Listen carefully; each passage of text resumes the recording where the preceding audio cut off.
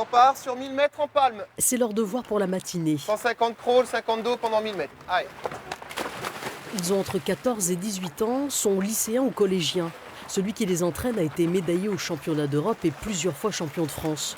Aujourd'hui, à la tête du pôle espoir du club de natation d'Antibes, il a une mission.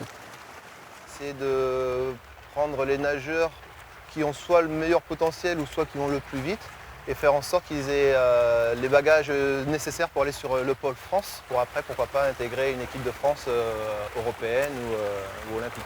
Il doit perpétuer la tradition, celle qui fait du Cercle des nageurs d'Antibes un club de l'élite française.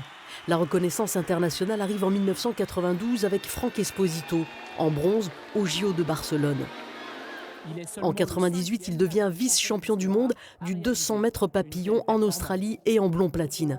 10 ans plus tard, c'est l'or qu'Alain Bernard décroche sur 100 mètres nage libre au JO de Pékin. Des titres et des médailles en pagaille, glanés grâce aux kilomètres engloutis sous les palmiers d'Antibes. Alors, aux espoirs, l'entraîneur va parler temps, constamment. 22-2, 21-8. Place.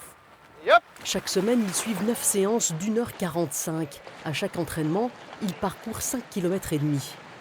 Claudia, ne pleure pas. Quelques gouttes d'eau salée sur les joues, parce que nager est aussi une souffrance. Théo a mal, il n'arrive pas à reprendre son souffle. 24-4. Mais il repart, il lui faut bien apprivoiser sa douleur. Place. Et hop. J'aime bien avoir mal, parce que je me dis que ça va payer un jour, et que tous les champions, ça paye pour eux, donc pourquoi pas pour moi. Parfois, ces jeunes nageurs ont un coup de mou. Il leur arrive alors de songer à une vie plus ordinaire. Oui, ça peut nous arriver, mais on se reprend très vite et on sait pourquoi on est là. Donc c'est des petits moments, c'est passager, et puis ça revient droit dans le chemin, et puis on continue. C'est qu'au cercle, on les entoure. Pas seulement pour la performance. Ici, on leur apprend à être.